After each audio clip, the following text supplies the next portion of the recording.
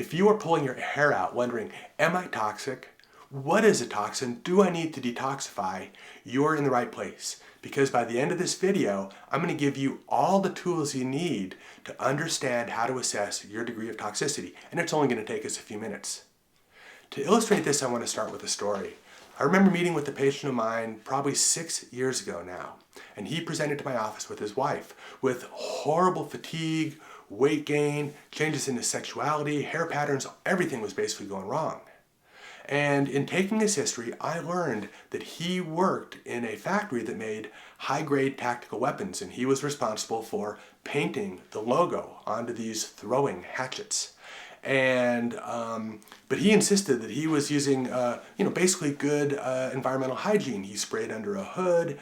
He didn't have exposure to the chemicals, or so he thought. At this point, his wife looked at me and said, "You should tell the doctor about our headboard." And I went, "What?" And as it turns out, they had about 6 months earlier purchased a brand new headboard for their bed. And the paint on his side of his headboard had worn off. Her side was fine. And when she showed me a photograph of this headboard, it looked like a pack of wild raccoons had gone at it. My name is Scott Resnick. I'm a physician, and I'm making these videos because I want to give you all the tools that I have at my disposal so that you can become a better advocate for your healthcare, because I think we're entering an exciting time in medicine when more and more of the healthcare is driven by you, the individual, no longer the patient, but the healthcare consumer. So in this video, what I'm going to do is I'm going to go over first, what is a toxin? Second, what are the different ways that we can measure toxins? And like so many things in my videos, I believe we need to assess this with both a clinical perspective as well as a objective laboratory perspective. And of course, I wouldn't make this video without giving you some tips for some steps that you can take to improve your health and detoxify. So the first thing is, what is a toxin? And simply defined, a toxin is any chemical, substance, structure that interrupts our normal biological functioning. So many of us are taking supplements like B6, B12, vitamin C, vitamin D. At high levels, all these things can become toxins. What about water? I mean, this is one of the most fundamental things that we need to survive. But I can assure you that if you drink enough water, every one of you would expire. So in other words, water is toxic at high doses. But more commonly, when we think of toxins, we think of environmental toxins. These are known as xenotoxins. And a xenotoxin is basically something which is not made in our body, which is foreign to the human body. Because there are additional toxins that we make inside of our bodies, and these are known as endogenous toxins. So when you hear me use the word endogenous, it's really just a fancy way of saying that it's something which is made within our body. So we know about these environmental toxins. These are the plastics, the phthalates, the pesticides, herbicides, Roundup, flame retardants, colors, dyes. All these things can potentially interrupt the way that our biology works. But one of the trade-offs for being able to use oxygen to help make energy to keep us alive is that we develop a toxic byproduct, which is known as oxidative stress, which is kind of like an oxygen molecule that's been tagged with an extra electron. The other thing that happens is when we're not using our oxygen well, we make lactic acid. And lactic acid, over time, can develop into concentrations where it acts like a toxin. So what I want you to do is first ask yourself a clinical question: could I be toxic? Typically, people that have high levels of toxic chemicals have some kind of a symptom. I mean, high levels of B6 can cause numbness and tingling. High levels of water can actually kill you. But other chemicals such as herbicides and pesticides, or maybe even heavy metals, can contribute to a number of established clinical diagnoses. I mean, we know that heavy metals are associated with Parkinson's, Alzheimer's, and hypertensive disorders as well. So ask yourself some questions.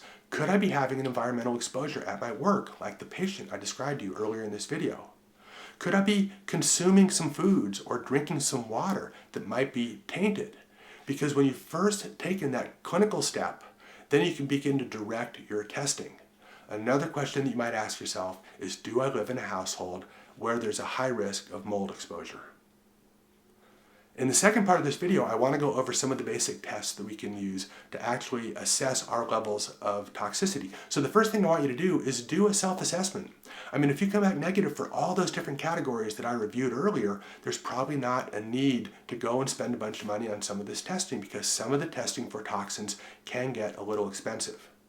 One of the most comprehensive tests that I like using is made by Genova Labs, and what they do is they look at a number of environmental toxins like plastics and pesticides, herbicides, and heavy metals. That's a urine test and can give you a good idea if you've got a heavy or if you've got a high exposure to a certain type of toxin. Other measurements that we can make are measuring mold in the body.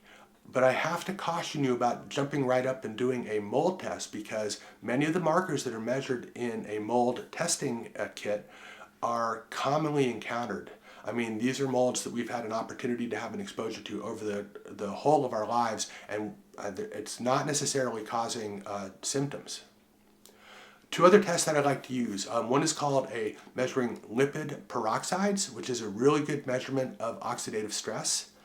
The next is something known as 8-hydroxy-D-guanosine. So when we get toxic or we get high levels of oxidative stress, it begins to wear on our DNA.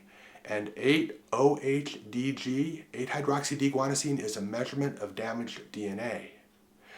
And finally, one of the most important measurements that I've made with my patients is measuring a molecule known as glutathione.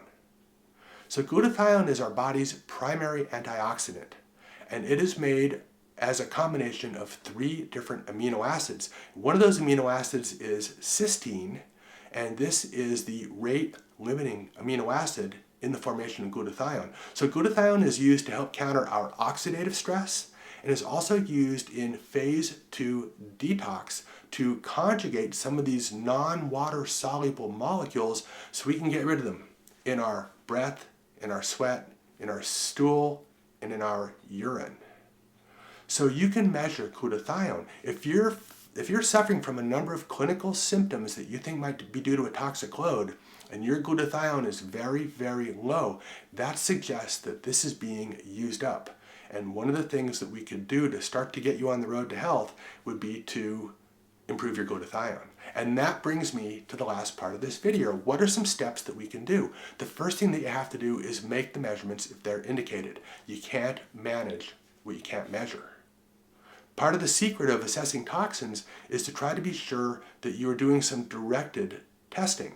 I mean, if you live in the middle of the desert and have no exposure to molds, it's probably not in your best interest to spend the money and time to measure molds. There's a lower likelihood of having a mold exposure than if you lived in, say, the southeast where it rains all the time in a house with warping walls.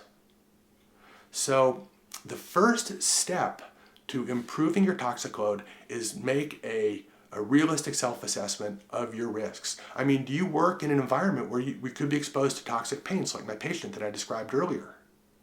Are you eating non-organic foods and not washing your foods? Do you live on a well? Are you using non-filtered well water? These are all risk factors that might help to direct your thinking towards choosing the right laboratory testing. So once you've made the assessments and once you know what's going on, the first thing you got to do is take that toxin out of your life. I mean, if you're toxic on B6 because you've had 10 different providers each recommend 2 different supplements and you're taking all 20 of them, add up your B12, add up your B6, add up your vitamin C, see how much that you're taking in all of these different supplements. The next thing that you can do is ensure that your body is optimizing all of these detoxification pathways, and those are our breath. So get out there and breathe. Take some breathing classes, learn how to breathe, go to the gym, get your respiratory rate up. Drink plenty of water, but don't drink too much. Let your urinary system help to get rid of some of these toxins. We also detoxify through our skin in the form of sweat and through our stool as well. You can actually either take glutathione or you can take cysteine and help to drive the production of glutathione. And one of the other supplements that I think is beneficial is the utilization of something like psyllium or chlorella.